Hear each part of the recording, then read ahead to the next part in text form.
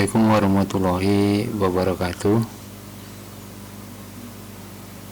Kita akan bicarakan materi kuliah mengenai fisika dasar.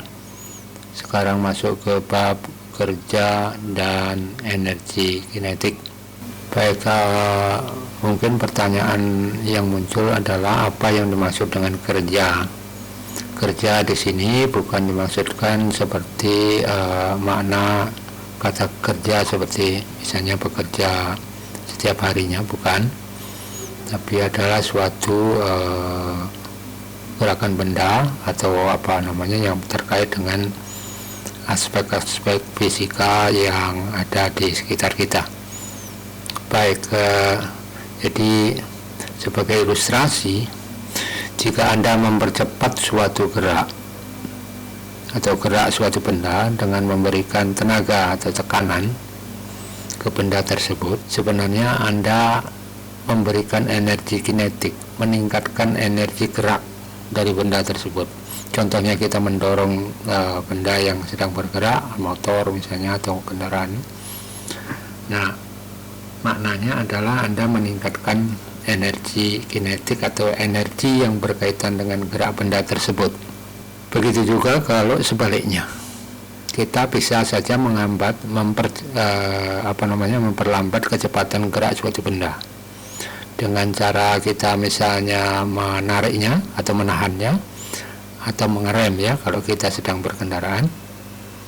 Ini maknanya adalah Anda menurunkan energi kinetik benda tersebut, artinya memperlambat tadi. Nah, perubahan energi kinetik ini suatu benda tersebut dapat dikatakan bahwa Anda sebenarnya mentransfer energi ke benda itu.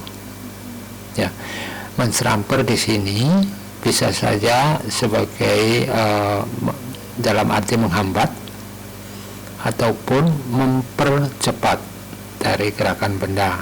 Dengan kata lain, Anda bisa memberikan tambahan energi kinetik atau mengurangi energi kinetik. Dengan kata lain, kita menerima energi dari benda itu sendiri, ya, karena kalau kita bicara tentang force atau tenaga atau gaya, itu arah gaya itu sendiri menjadi sangat penting. Artinya positif negatif ini suatu gerak benda yang dari gaya yang berlawanan, ya.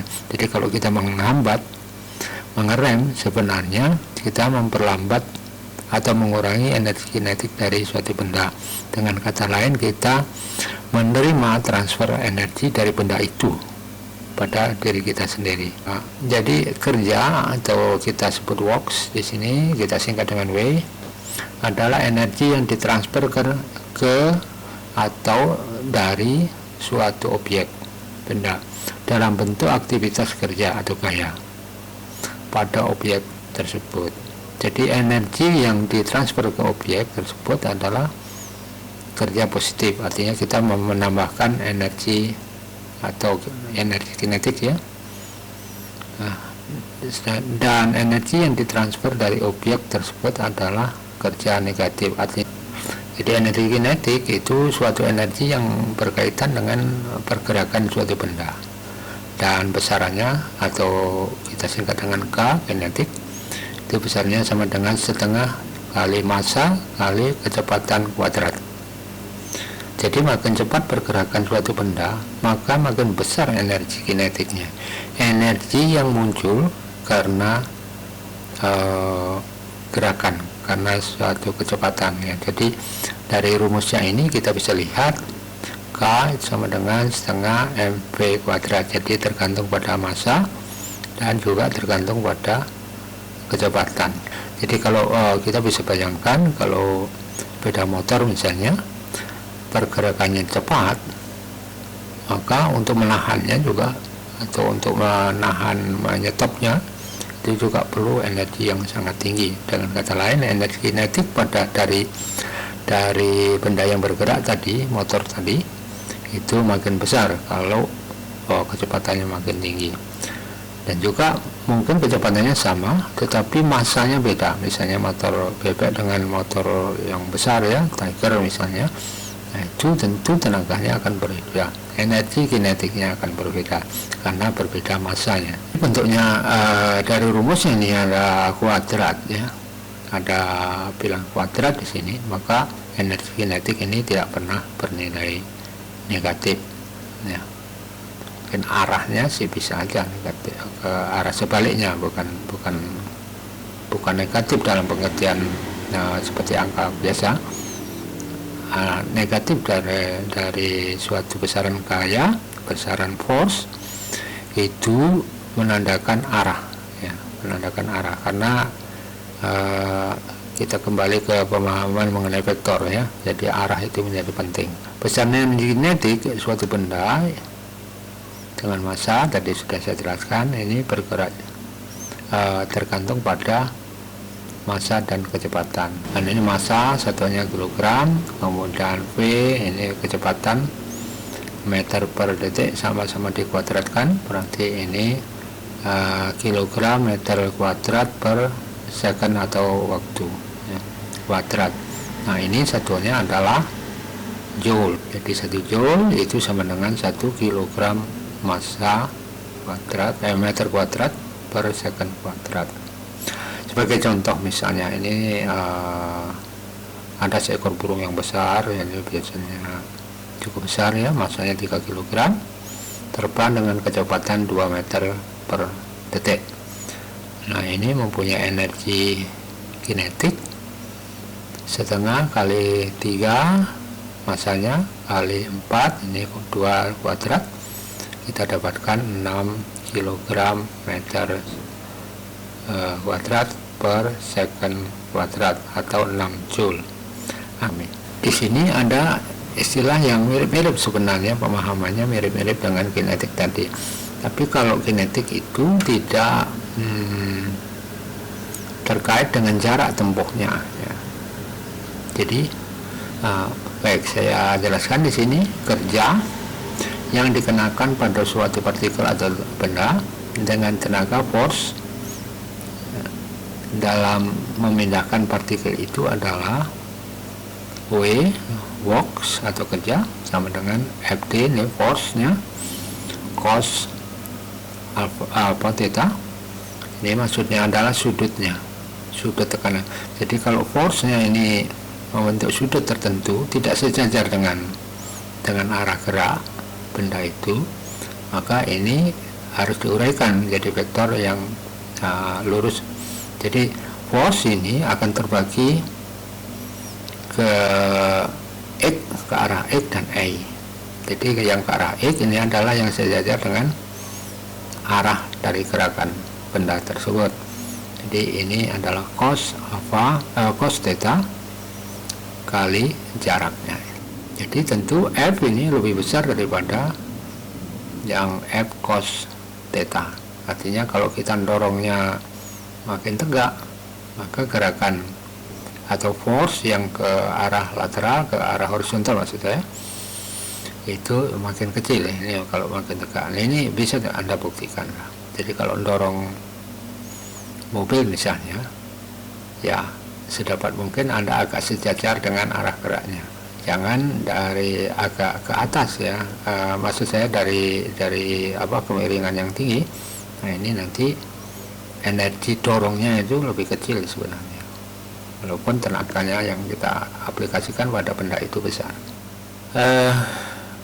Sebenarnya kerja dapat menyebabkan energi berkurang ataupun bertambah sebenarnya. Dalam hal ini kita contohnya berkurangnya kemana? Dari energi awal kemudian energi akhir, ini menghasilkan kerja. Kerja dapat menyebabkan energi berkurang. Kerja yang dilakukan oleh benda sama dengan selisih energi awal dengan energi akhir. Ini kalau misalnya suatu kendaraan kita kurangi energinya, dalam hal ini dalam bentuk kerja untuk menghambat gerakan benda ini ya, menjadi energi akhirnya katakanlah menjadi bendanya menjadi diam misalnya. Jadi kalau kita nyetop atau menahan suatu laju kendaraan terus sampai jarak tertentu baru bisa berhenti, artinya ada perubahan energi awal yang punya kecepatan tadi menjadi energi akhir karena harus berhenti ya. Ini energi yang diperlukan adalah energi kerja. Kerjanya apa namanya? Dalam contoh tadi adalah menyetop kendaraan tadi. Ini agak panjang lebar saya menjelaskan karena ini perlu pemahaman, bukan suatu yang terkait dengan hitung-hitung ya. Ini lebih banyak pada pengertian. Memang nanti larinya akan ke hitungan ya. Tapi ini harus dipahami dulu. Jadi ini sebenarnya yang menerima kerja ini, menerima energi dari perubahan energi awal menjadi energi akhir, dari bergerak menjadi diam, ini adalah kerja yang atau energi kinetik yang dilepaskan oleh ditransfer oleh benda tadi. Pergerakan benda ini menghasilkan melepaskan energinya. Ini sebaliknya, kalau kita mempercepat ya energi awal, kita percepat dengan memberikan suatu force, suatu tekanan atau kerja dalam hal ini, memberikan tekanan menjadi pada jarak tertentu. Nah, ini akan kita sesuai dengan definisi adalah suatu kerja diberikan pada kondisi awal yang mungkin jalannya lambat, ini kendaraan ini, kemudian kita kasih dorongan menjadi energi akhir yang lebih besar. Nah, perbedaan energi kinetik dari kondisi awal menjadi kondisi akhir ini adalah kerja di sini, kerja positif. Kerja dalam pengertian kita mentransfer energi kepada benda tersebut. Berdasarkan dari dua contoh tadi, kedua ilustrasi ini, ya, jadi total kerja ini adalah sebenarnya total keseluruhan dari force yang bekerja pada benda tersebut. Nah, jadi diintegrasikan dari R1 ke R2, ini jarak dr. Jadi ini kalau bentuk rumus umumnya seperti ini, kecuali nanti khusus ya dalam gerakan misalnya horizontal, lurus dan teratur, itu beda nanti. Tapi di dalam penggunaan rumus ini secara umum itu harusnya seperti ini. Artinya ini tergantung pada jarak yang teratur tersebut berapa, bisa disekat-sekat ya, bisa dibagi-bagi sehingga totalnya. Nah, karena ini pembagiannya mendekati 0 ya, jaraknya mendekati 0. Nah, ini pakai integral. Nah, contoh ini ya, ini kan gerakan yang lintasannya itu macam-macam. Jadi untuk berpindah, untuk bergerak dari A ke B, ini ada berbagai macam cara atau lintasan ya. Gaya yang sama kalau bekerja pada lintasan yang beda-beda atau identiknya, kalau misalnya suatu mesin gayanya sama yang diaplikasikan pada mesin tersebut, nah itu tergantung pada kondisi mesinnya. Artinya ini sama aja dengan kita bicarakan dari lintasan ini, lintasan berbeda-beda ini.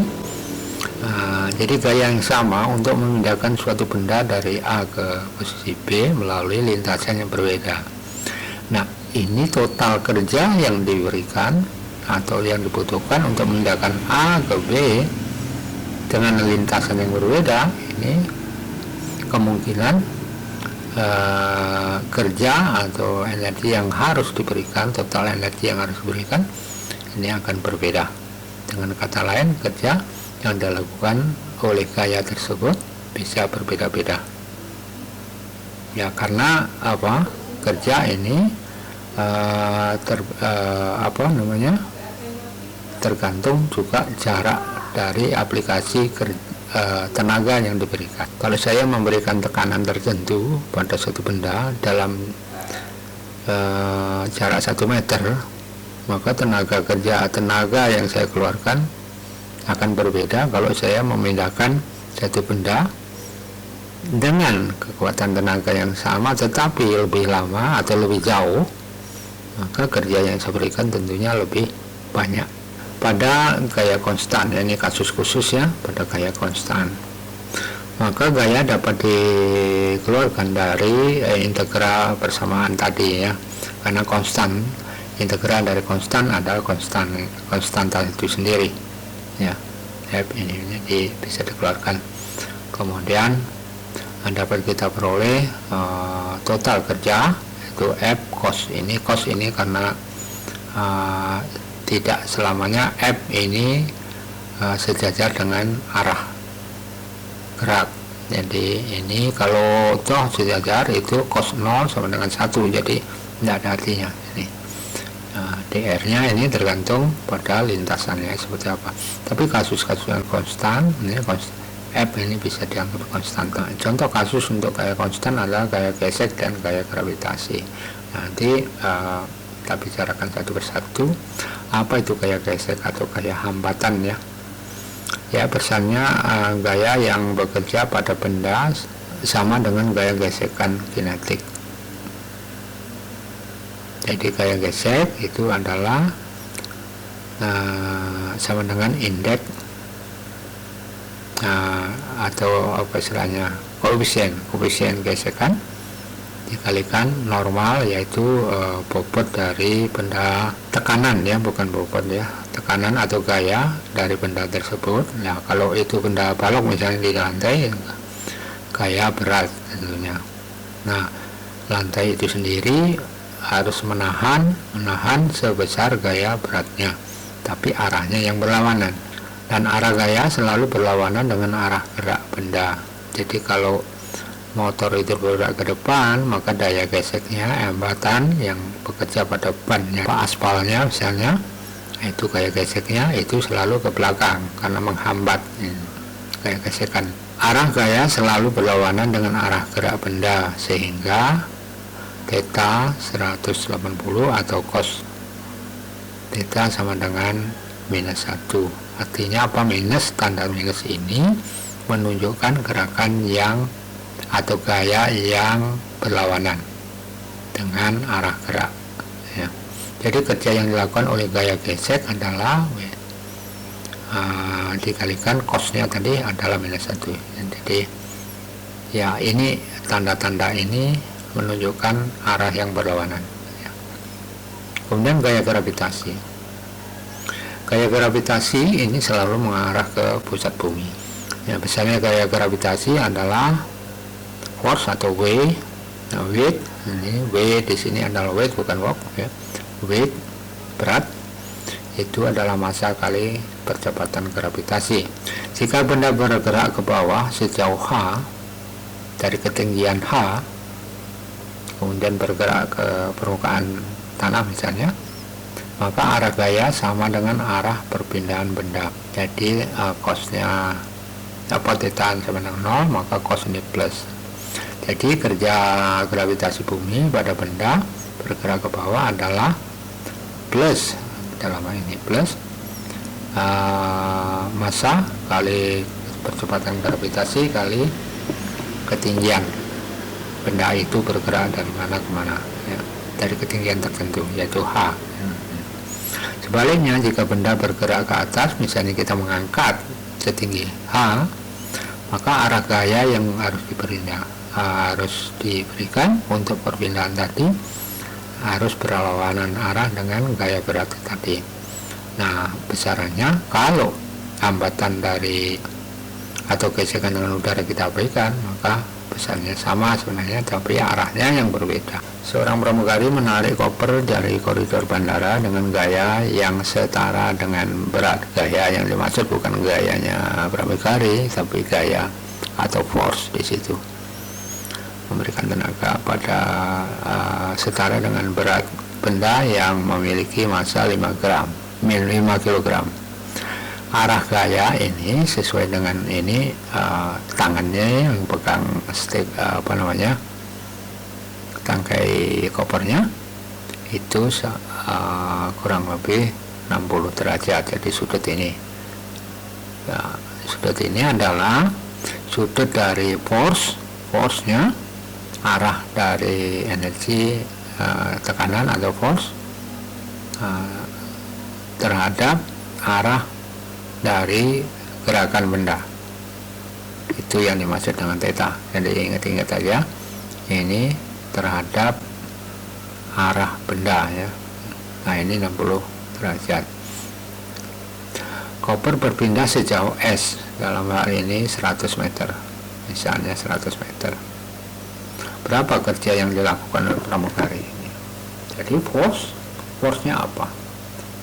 Force-nya adalah 5 kg, ini sudah dengan gaya yang setara dengan berat benda yang memiliki massa sekian. Nah, karena besar gaya setara dengan berat benda yang massanya adalah 5 kg, maka force tadi sama dengan 49 N. Jadi dari massa kali percepatan gravitasi. Nah, kerja yang dilakukan, nah ini karena arahnya tidak sejajar dengan gerakan, jadi sebenarnya ini lebih berat. Artinya kalau kita praktekkan di dalam kehidupan sehari-hari, kita pegang koper itu ada tekanan di di tangan kita lebih berat dibanding kalau arah koper tadi tidak kita jinjing ya, tapi energinya lurus misalnya. Nah, itu lebih ringan tentunya. Jadi di sini kerja yang dilakukan adalah F kali cos theta. Ini begitu, jadi hasilnya 2450 joule. Ini mengenai satuan saya kira tadi sudah saya berikan di awal kuliah ini. Contoh kedua, nah ini kasusnya mirip-mirip ya. Yang ingin saya tunjukkan adalah force ini harus force yang terpakai sebenarnya adalah bagian atau komponen dari force yang diberikan yang mengarah ke sejajar dengan gerak benda. Ini sebenarnya sama. Sebenarnya sebuah koper yang bermassa 10 kg berada di atas bidang datar dengan koefisien gerakan gesekan kinetik 0,2. Koper tersebut ditarik dengan gaya 60 N Newton yang membentuk sudut 60 derajat terhadap arah horizontal. Jika koper berpindah sejauh 20 meter dalam arah horizontal 20 meter ini, berapakah usaha yang dilakukan gaya tersebut dan berapa usaha yang dilakukan oleh gaya gesekan? Jadi ada dua gaya dalam hal ini. Kalau di kasus contoh pertama tadi, gaya gesekan tidak kita hitung karena katakanlah boleh dibilang karena pakai roda ya, jadi boleh diabaikan, bisa diabaikan. Sebenarnya ada hambatannya, tetap ada, tapi kecil sekali, kita abaikan. Nah, dalam hal ini nggak pakai roda, jadi ini jelas hambatannya akan sangat nyata, kayak geseknya sangat nyata. Oleh sebab itu di sini dalam perhitungan ini ditanyakan berapa usaha atau yang dilakukan, gaya yang dilakukan oleh gesekan, terjadinya gesekan ini atau FK dalam ini.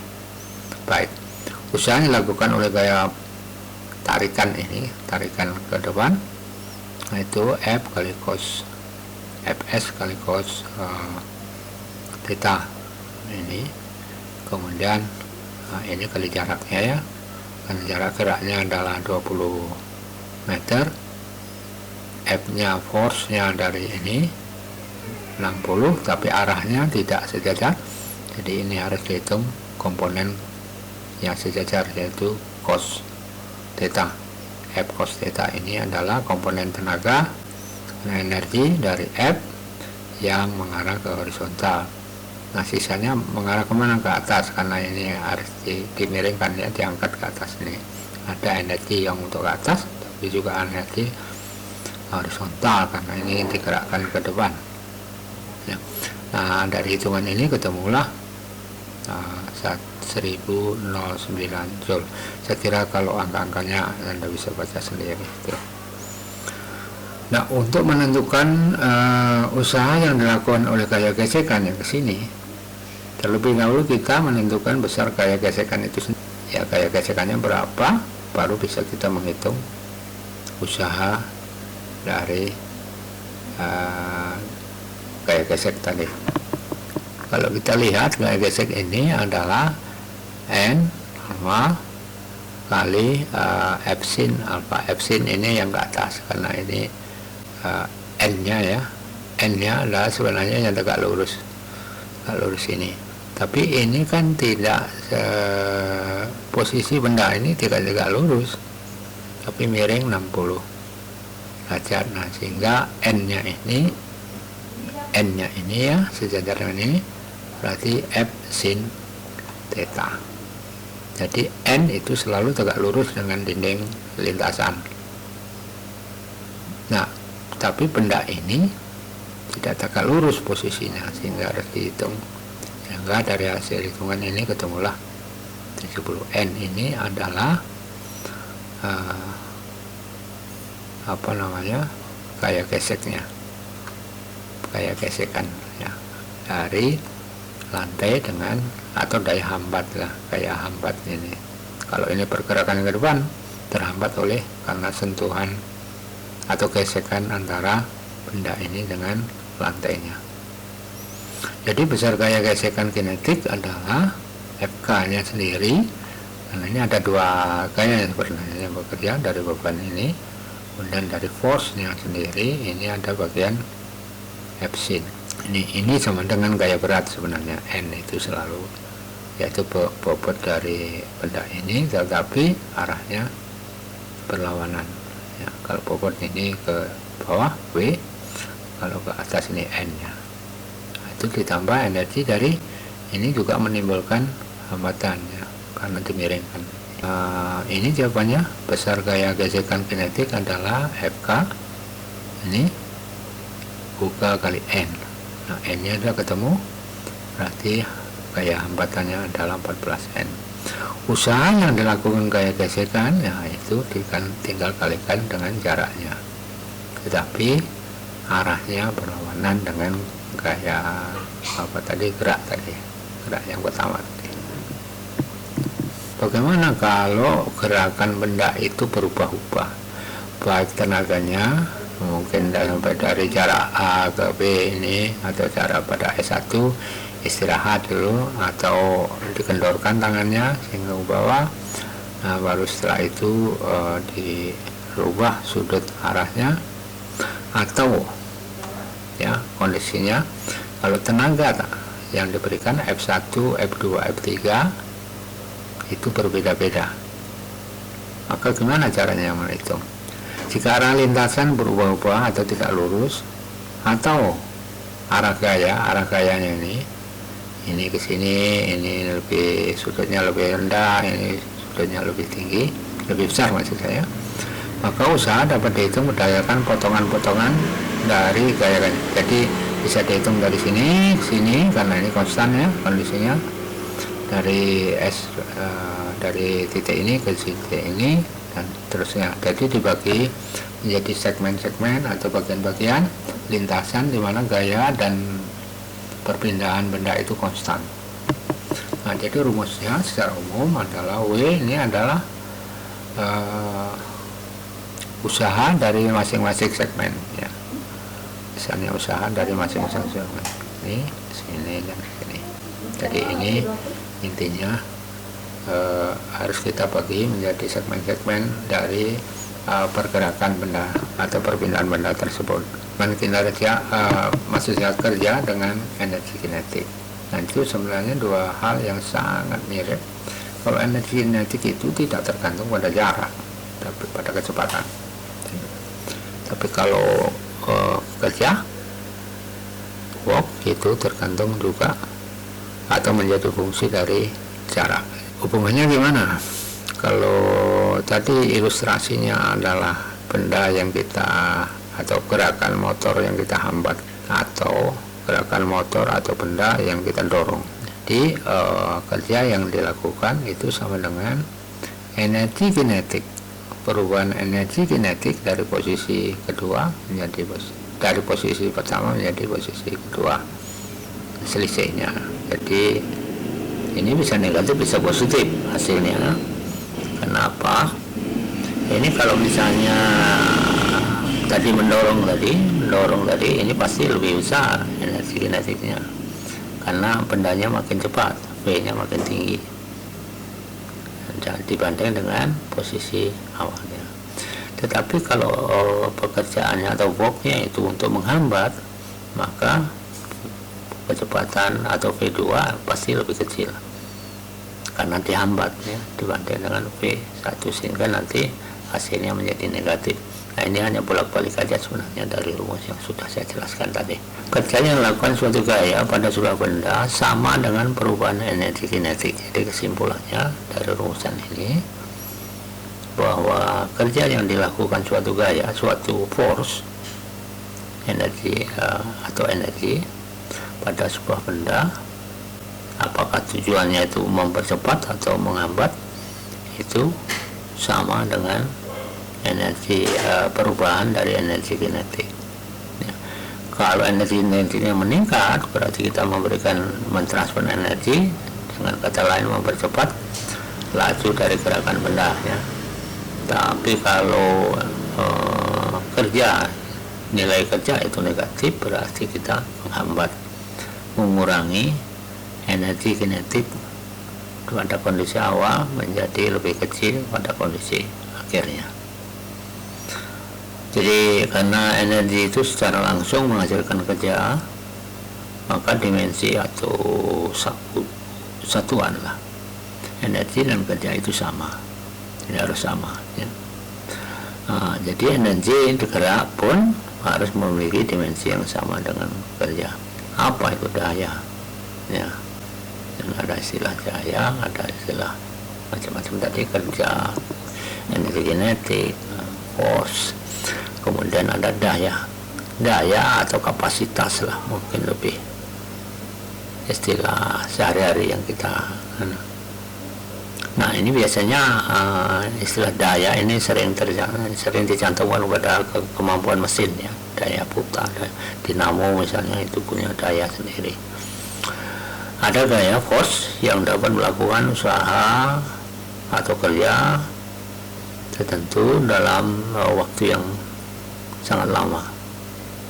Tetapi ada juga gaya lain yang dapat menghasilkan usaha yang sama dalam waktu yang sangat cepat. Jadi yang punya kemampuan lambat juga ada kemampuan atau daya yang menghasilkan gaya yang sama atau usaha yang sama dalam waktu yang lebih singkat. Untuk membedakan gaya dengan kemampuan melakukan kerja secara cepat dan lambat tersebut, maka dipandang perlu untuk mendefinisikan apa yang dimaksud dengan daya atau kapasitas suatu mesin, kapasitas suatu sumber energi. Daya didefinisikan sebagai suatu usaha kerja yang dilakukan per satuan waktu. Jadi rumusnya adalah P atau daya ini usaha per delta waktu dalam hal ini misalnya detik atau jam. Nah, tergantung ya satuan mana yang kita gunakan. Dari apa yang sudah kita bicarakan, jadi saya ingin memberi penjelasan yang ini kombinasi ya, jadi persoalan kombinasi. Jadi yang terpenting di bagian ini adalah bagaimana Anda harus mampu menguraikan komponen-komponen gaya, gerakan ya, dan ya energi lah, kita bicara tentang energi ini ya. Contoh misalnya sebuah benda yang balok ini 500 kg diam didorong dengan kekuatan F ya, gaya F ini membentuk sudut 30 derajat dengan bidang datarnya dengan arah gerak horizontal ya. Koefisien gesekan statik artinya pada saat diam belum bergerak, ini gaya geseknya, koefisien gaya geseknya saat 0,12. Tapi setelah bergerak gaya geseknya hanya 0,1. Kenapa ini beda? Anda bisa atau punya pengalaman ya, kalau Anda mendorong mobil yang berhenti, Anda bandingkan dengan mendorong mobil yang sudah bergerak, itu beda. hambatannya beda. Pasti berat kalau dari diam ini kita dorong berat sekali, tapi begitu jalan dia lebih ringan. Karena apa? Gaya geseknya ini berkurang. Jadi benda mulai bergerak dan setelah 15 detik mencapai kecepatan sekian. Nah, setelah mencapai kecepatan sekian ini atau 1,5 meter per detik, kecepatan ini konstan sampai mencapai jarak 100 meter. Bisa bayangkan ya. Jadi hitung berapa F minimal agar benda itu mulai bergerak. Jadi ini karena ada hambatan ini untuk menggerakkan ini. Jadi seperti saya ilustrasikan tadi, mobil yang diam itu berapa tenaga harus kita berikan dalam bentuk dorongan dengan arah 30 derajat ini sehingga mobil itu mulai bergerak. Nah, itu membutuhkan waktu 15 detik untuk mencapai kecepatan 1,5 meter detik. Jadi mulai bergerak sampai mencapai kecepatan 1,5 ini memerlukan waktu 15 detik. Hitung berapa F minimal agar benda tersebut mulai bergerak dan F pada saat bergerak konstan. Ya tentu ini, jadi nanti kita lanjutkan di teorinya ya. Ini saya bacakan dulu persoalannya.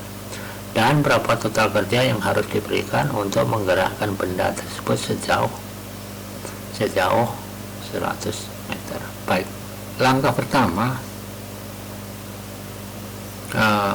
sudah saya jelaskan tadi, gaya atau energi yang bekerja pada benda itu harus kita uraikan. Jadi N berapa, N, kemudian komponen ini harus kita gambar supaya kita nggak salah nanti mengambil perhitungan ya. Kemudian gaya beratnya yang paling mudah, W nya berapa karena diketahui ya, W nya berapa, gaya berat, weight ya, bukan work ya, weight ya, gaya berat sama dengan mg. Karena ini posisi diam ya, posisi pada referensi, titik referensi ya. Nanti beda dengan energi potensial ya. Nanti akan kita bicarakan. Jadi gaya beratnya sama dengan 500 kali ini gravitasi ya, gravitasi bumi saya bulatkan menjadi 10 hingga kita mengolah 500 Newton. Nah, ini gayanya, gaya beratnya. Kemudian gaya gesek ini tergantung pada N, jadi N nya sama dengan Newton 500 ini juga. Ini kanannya tegak lurus ya, tegak lurus. Jadi kemudian gaya horizontal yang dikenakan yaitu ini, yang secara horizontal adalah ini ilustrasinya, arahnya horizontal. Ini merupakan gaya komponen dari F tadi. Komponen F adalah cos 30 karena membentuk sudut 30 derajat. Nah, ini ketemulah F kali 0,866. Benda akan bergerak jika Fs, jika hambatan ini lebih kecil daripada force-nya yang ke depan. Artinya begitu F-nya ini melebihi dari kekuatan Fk, hambatan, maka baru benda ini akan bergerak. Nah, itu berapa? Yaitu pada saat ya kita cari dulu Fk-nya dulu ya. Fk-nya tadi kita gaya gesek ya, statik ini, gaya gesek statik udah ketemu 1000 N, atau gaya dorong F-nya harus sedikit lebih tinggi dari ini ya. Dari rumusan F kali 0,866 ini cos ini gaya horizontalnya. Jadi dia akan bergerak pada saat F-nya ini mencapai sekian. Ini baru benda mulai bergerak. Jadi begitu lebih sedikit dari ini dia akan bergerak. Gerakannya adalah pada detik 15. Saat mulai bergerak, Fk ini akan berubah. Jadi begitu bergerak atau mulai bergerak, ya Fk-nya berubah karena apa? Koefisiennya berubah. Ini sama dengan 500 N. Jadi pada saat bergerak, gaya dorong Fs itu melebihi 500, atau gaya dorong ke depan itu melebihi 500 ini. atau F lebih dari 577. Ini dari 0,1 kali, saya ulang. Saat mulai bergerak maka FK itu 0,1 kali sekian. Jadi pada saat bergerak maka kayak dorong ya, Fs ini sekian ya, jadi F nya 500 kali sekian ini. Jadi ketemu sekian. Paham ya? Mudah-mudahan enggak. Ini memang harus karena step by stepnya yang terpenting di sini yang saya jelaskan ya. Dari T0, dari diam mulai sampai 15 second ini kecepatannya adalah 1,5. Ini mencapai kecepatan terakhir ya. V0 nya adalah 0, VT nya yaitu pada saat 15 second itu 1,5. Nah ini apa namanya, rumusan tentang jarak kecepatan biasa linear ya, yang sudah Anda pelajari di session sebelumnya. Nah ini ketemulah dari 0 itu mencapai 1,5 itu makan waktu 15 second. Artinya kan dari posisi diam ini tidak langsung menjadi 1,5 meter per second, enggak. Jadi bertahap ini sehingga mencapai 1,5 meter, itu yang dimaksud. Nah ini tentu ada percepatan ya. Dari diam menjadi kecepatan 1,5, tentu ini harus ada percepatan, peningkatan percepatan. Nah percepatannya berapa, inilah yang dicari percepatannya. Oke, ini percepatannya ketemu sekian. Nah dengan mengetahui percepatan ini maka jarak tempuh selama 15 detik tadi berapa, ini ketemulah 22,5 meter.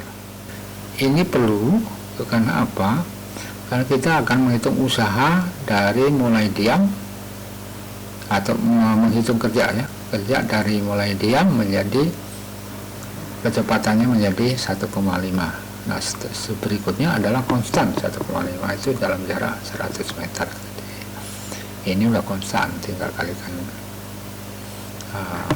force pada saat benda itu sudah bergerak. Jarak yang ditempuh dengan kecepatan konstan sekian, berarti 22,5 ini dipakai, jarak sekian ini dipakai untuk start ya, dari mulai 0 mencapai 1,5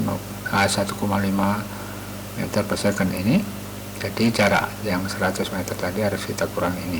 Artinya gerakan benda itu pada jarak sepanjang 7,5 meter ini kecepatannya konstan. Tapi sebelumnya dari 0 menjadi 1,5 ini sepanjang 22,5 yang udah kita hitung. Jadi total kerja ada dua bagian.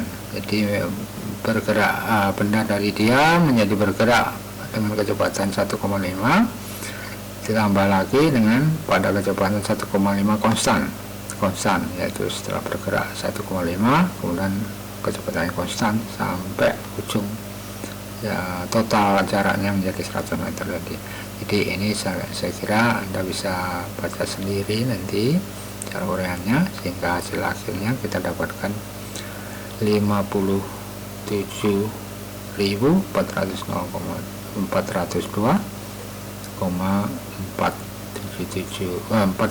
juta, ini juta, oke ya, salah saya ngasih ditanda ini koma ya. Baik, saya kira ini Anda bisa pelajari pelan-pelan karena ini step-stepnya banyak sekali. Saya sengaja uraikan dengan ini supaya kronologi berpikir di dalam Anda menghadapi persoalan-persoalan ini step by step. Jadi yang pertama harus jelas dulu uraian tenaganya atau energi yang bekerja, baru kemudian step by step mana yang sesuai dengan pertanyaannya. Ya, pertanyaannya adalah total kerja atau total kerja ya, berarti komponen-komponen ini harus kita hitung kerjanya ya. Jadi seperti saya kira Anda bisa pelajari secara bertahap ini, satu persatu dipahami satu persatu dari uraian ini. Ada contoh doa yang kondisinya berbeda. Kalau miring begini gimana? benda bergerak berbentuk balok dengan massa 250 kg berada di dinding, di bidang maksud saya, miring 30 derajat. Kedudukan semua berada pada ketinggian H, ini 2 meter dari dasar lantai, dan gesekan dinamis karena ini karena diam, kemudian kita lepas ya, peristiwa kita lepas, hanya ada gaya gesekan dinamis di sini, yaitu gaya gesekan antara benda ini dengan dinding. Jika balok itu dilepas akan spontan meluncur ke bawah. Nah, hitung kerja balok tersebut hingga sampai di dasar lantai. Nah, ini pada prinsipnya yang pertama harus Anda gambar dulu ya komponen-komponen energi yang ada. Nah, gaya dorong balok gaya dorong balok ini adalah kenapa balok ini bisa bergerak, karena gaya berat. Nah, gaya berat ini terbagi pada intinya, kalau gaya berat itu selalu tegak lurus ke pusat bumi ya, atau ke bawah. Nah, sedangkan gaya ini komponennya adalah gaya gerak ke kanan dan ke atas sebenarnya ya, atas. Dalam ini ke bawah ya, ke dinding maksud saya, dinding bukan ke bawah, dinding. Jadi komponen F ini cos, mana tadi? F berasal dari gaya berat, yaitu mg sin theta ini dengan ini sebenarnya. Nah, kemudian ketemulah gaya beratnya, maksud saya force, gaya dorong ini yang searah gerakan, yaitu sejajar dengan dinding luncurnya, itu ketemu 1250 kg meter per second ya. Nah, gaya normal yang tegak lurus berarti ini sama dengan gaya berat yang tegak lurus, komponen gaya berat yang tegak lurus dengan dinding. Nah, ini N itu arahnya berlawanan dengan gaya berat ke sini ya, jadi N ini sama dengan 2,165 Newton, tapi arahnya kebalik, ini harusnya ada minus ya, harus ada minus. Oke, tapi minus di situ menunjukkan arahnya ya. Kemudian gaya gesek itu rumusnya adalah N kali koefisiennya. Jadi total gaya dorongnya, karena ini ada hambatan, ada dorongan ke sini, totalnya dan ini harus dikurangi hambatan, itu 1250 kurangi 21,65 normal Newton ya, Newton. Ini adalah force yang ke bawah, ke sejajar ini ya. Jadi perpindahan benda ini ke sini karena gaya force ini, tapi gaya force ini dihambat juga oleh gaya gesek ya, oleh sebab itu harus dikurangi ya. Kemudian jarak luncurnya berapa? Jarak luncurnya adalah ini. Nah, ini bisa dihitung dengan Pythagoras ya. Nah, saya kira Anda artinya paham ini, pelajaran di SMP ya. Jadi kita cari caranya, ketemu 4 meter. Dari mana 4 meter ini? Padahal hanya itu berapa, hanya 2 meter ya. Ini 2 meter, berarti jarak ini 2 kali ini. Ini mudah sebenarnya karena 30 derajat. Ini saya tarik ke sini tengah-tengah, maka ini sudutnya juga membentuk 30 derajat di sini. Nah, karena 30 derajat maka ini sama dengan ini. Padahal di sini juga sama dengan segitiga siku ya. Nah, karena 30 derajat ini 60, ini setelah kita potong ini menjadi 60 juga. Ini 60, jadi segitiga sama sisi.